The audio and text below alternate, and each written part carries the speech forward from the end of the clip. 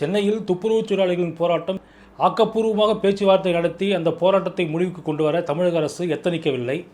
இதன் பின்னணி என்ன? அதேபோல் இங்கிலாந்து, ஜெர்மனி ஆகிய நாடுகளுக்கு முதலமைச்சர் திரு மு.க. ஸ்டாலினும் தொழில்துறை அமைச்சர் திரு டி.ஆர்.பி. ராஜாவும் முதலீடுகளை ஈர்க்க 10 நாட்கள் பயணம் போவதாக சொல்லியுள்ளார்கள். ஏற்கனவே 6 நாடுகளுக்கு பயணம் சென்று அவர்கள் ஈர்த்து வந்த முதலீடுகளின் நிலை என்ன? அப்படி என்ற 2 கேள்விகளோடு நம்ம நிகழ்ச்சிக்குள்ளே போவோம்.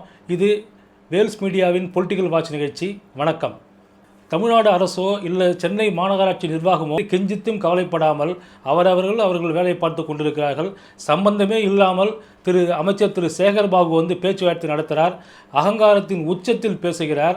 அது பத்திரிகையாளராகட்டும் அவங்ககிட்டே ஆகட்டும் அவர் எப்படின்னா ஒரு சாஃப்ட் அப்ரோச்சே கிடையாது. ஏன்னா அவர்கள் துப்புரவு தொழிலாளர்கள். ஏன் துப்புரவு தொழிலாளர்னா அவங்களுக்கு அவ்வளோ மட்டமாக போச்சா? அவர்கள் அந்த சாலையை சுத்தம் செய்யவில்லை, இல்லை உங்கள் வீடுகளை சுத்தம் செய்யவில்லை என்றால் நீங்கள் உங்களால் வசிக்க முடியுமா? சாலையில் ஒரு துப்புரவு வண்டி போனால் கூட பின்னால் நிற்கிறவங்கலாம் மூக்கை மூடிக்கின்னு அப்படியே ஸ்லோவாக வண்டி ஓட்டுன்னு போவாங்க. அந்த மாதிரியான நிலையில் அந்த வண்டியிலே பயணிக்கக்கூடிய ஒரு தொழிலாளியின் நிலையை நீங்கள் எண்ணி பார்க்க வேண்டாமா? இதில் மேயர் பிரியா சொல்கிறாங்க, முதலமைச்சர் உங்கள் கூட டீ சாப்பிட்லையா, துணை முதலமைச்சர் உங்கள் கூட சாப்பிட்லையா? ஏன் அவங்க கூட சாப்பிட்றதுன்னு அவ்வளோ பெரிய விஷயமா? அவர்களும் மனிதர்கள் தானே. அதெல்லாம் பெரிய விஷயமாக பேசுகிறீங்க. நீங்களும் அந்த இனத்தில் வந்தவர்கள் தான் என்பதை மறந்து விடார்கள் திருமதி பிரியா அவர்களே.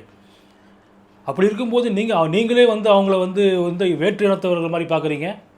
ஏன் நீங்கள் மேயர் ஆகிட்டீங்க, அவங்களாம் துப்புரவு தொழிலாளர் இருக்கிறதுனால இந்த ஒரு வேறுபாடா? இது நல்லதுக்கானது இல்லை. சென்னையின் முக்கிய பகுதியில் இப்போ சென்ட்ரல் பக்கத்தில் மாநகராட்சி அலுவலகம் இருக்குது. மாநகராட்சி அலுவலகம் வெளியே கிட்டத்தட்ட 2 வாரங்களாக துப்புரவு தொழிலாளர்கள் போராடிட்டு இருக்காங்க. முதலமைச்சர் அதை பற்றி கொஞ்சம் கூட கவலைப்படாமல் திருப்பூர் போகிறாரு. அங்கே போய் நலத்திட்ட உதவிகளை வழங்குறாரு. போயிட்டு உங்களுடன் ஸ்டாலின், நலம் காக்கும் ஸ்டாலின் திட்டமெல்லாம் மிகப்பெரிய ஹிட்டு அப்படின்றாரு. ஆனால் போராட்டத்தில் உட்காந்துருக்கிற துப்புரவு தொழிலாளர் என்ன சொல்கிறாங்க? முதலமைச்சர் எங்கள் கூட இல்லையே அப்படின்றாங்க. அவர் எங்கள் நலனை காக்கவில்லை அப்படின்றாங்க. அதுக்கு நீங்கள் என்ன பதில் வச்சுருக்கீங்க?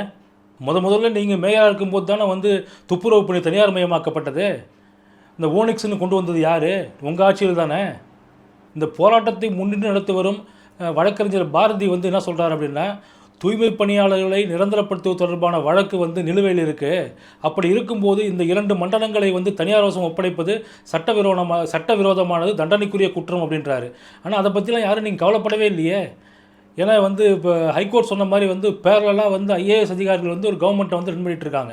அதனால் முதலமைச்சர் திரு மு.க. ஸ்டாலின் அவர்களுக்கு ஆட்சியில் என்ன நடக்குது அப்படின்னு முழுசாக தெரியவே இல்லை. ஏன் கூலி பட விழாவுக்கு துணை முதலமைச்சர் திரு உதயநிதி ஸ்டாலின் அந்த பக்கம் போக வேண்டியவர் வேறு ரூட்டை மாற்றி போகிறாரு. ஏன் நீங்கள் அவங்ககிட்ட ஒரு வார்த்தை பேசதான் என்ன? இல்லை முதலமைச்சர் தான் ஆகட்டும் அவங்கள கூப்பிட்டு பேச வேண்டியது தானே. நீங்கள் அங்கே போக வேண்டாம், அங்கே ஸ்பாட்டுக்கு போக வேண்டாம், அவங்க பிரதிநிதிகளை கூப்பிட்டு பேசலாம்ல. என்ன உங்களுக்கு அவ்வளோ கௌரவ குறைச்சல் அதில்? இதையெல்லாம் தாண்டி தினமலர் நாளிதழ் அவங்க முதல்ல இப்போ துப்புரவு தொழிலாளருக்கு ஆதரவான ஸ்டாண்டில் தான் இருந்தாங்க. திடீர்னு இப்போ தன்னுடைய நிலைப்பாட்டை மாற்றிட்டு இருக்காங்க. இந்த நிலைப்பாட்டை மாற்றுறதுன்றது ஒரு பெரிய விஷயம் கிடையாது. ஒரு பத்திரிக்கையாளர்லாம் எனக்கு தெரியும் அங்கே என்ன நடந்திருக்கும் அப்படின்றது. ஆனாலும் கூட அந்த செய்தி எழுதுறதுக்குன்னு சொல்லிட்டு ஒரு தன்மை வேண்டாமா? தலைப்பு அள்ளி கொடுத்தும் அடம். அதாவது துப்புரவு தொழிலாளர்களுக்கு அந்த இப்போ தனியார் நிறுவனம் ராம்கி அள்ளி கொடுக்குதான்.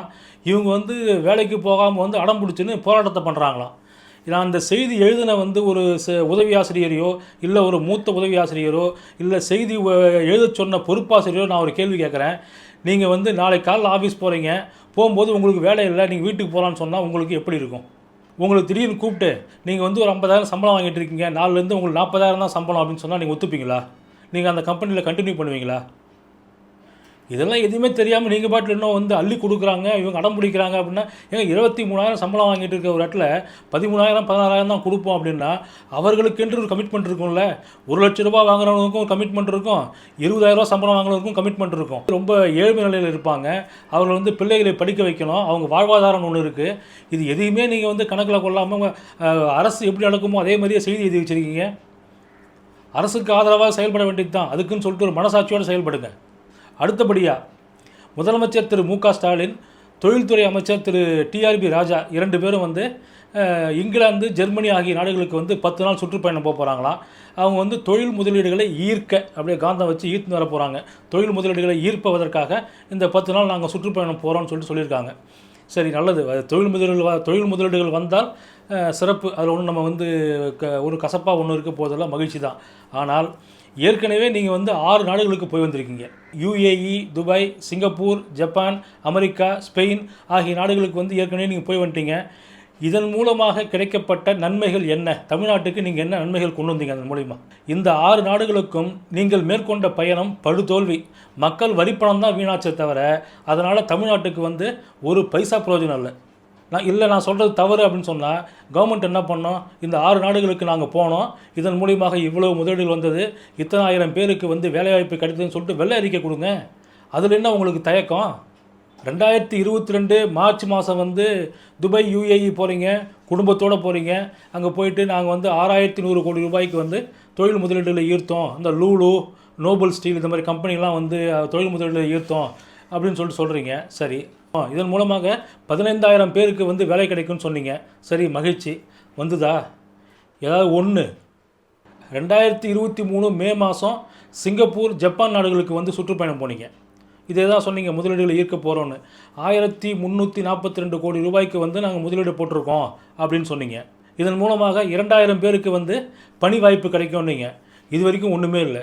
நீங்கள் சொன்னது பூரா எதுவுமே நடக்கலை. 2024 ஜனவரி இறுதியில் 2 வார பயணமாக ஸ்பெயின் நாட்டுக்கு போனீங்க.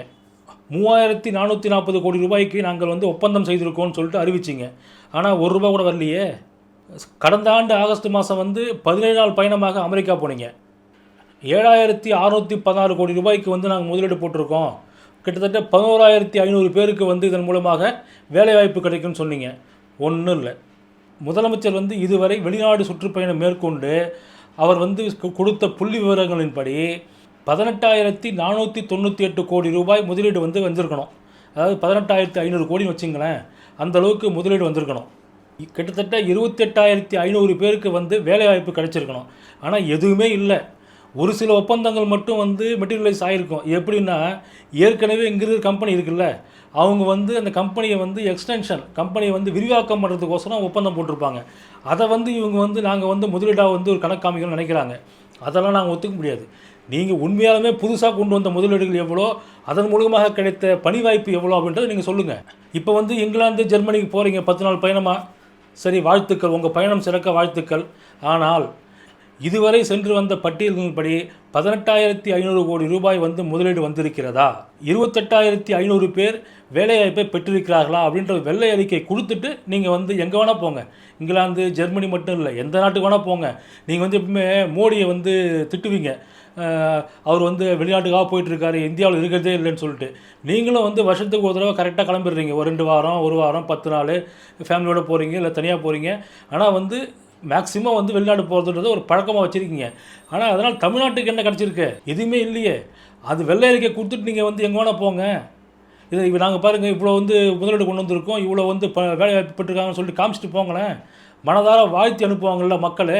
அது எதுவுமே இல்லாமல் மக்கள் வரி பணத்தை வீணடிச்சிட்டு மேலும் 2 நாடுகளுக்கு போகிறதுன்றது எவ்வளவு பெரிய அராஜகம். நீங்கள் ஏற்கனவே சென்று வந்த 6 நாடுகள் மூலியமாக கிடைக்கப்பெற்ற முதலீடு, கிடைக்கப்பெற்ற பணி வாய்ப்பு, இதெல்லாம் எவ்வளவு என்ற கேட்கல உரிமை வந்து எங்களுக்கு இருக்குது.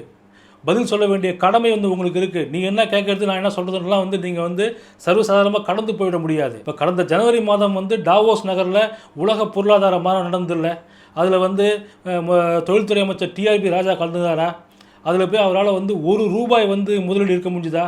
ஆனால் வந்து மகாராஷ்டிரா, உத்தரப்பிரதேசம், வெஸ்ட் பெங்கால், ஆந்திரா போன்ற மாநிலங்கள்லாம் வந்து பல தொழில் முதலீடுகளை ஈர்த்தாங்களா இல்லையா? பல ஒப்பந்தங்களை மேற்கொண்டாங்களா இல்லையா? ஏன் இப்போ டிஆர்பி ராஜாவில் ₹1 கூட வந்து முதலீடுகளை கொண்டு வர முடியல? இதெல்லாம் தோல்வியை தானே காமிக்குது. எதுவுமே பண்ணாமல் திருப்பி வெளிநாடு போகிறோம் அப்படின்னா வெள்ளை அறிக்கை வச்சுட்டு நீங்கள் வெளிநாடு போங்க. உங்களை யாரும் கேள்வி கேட்க போகிறதில்ல.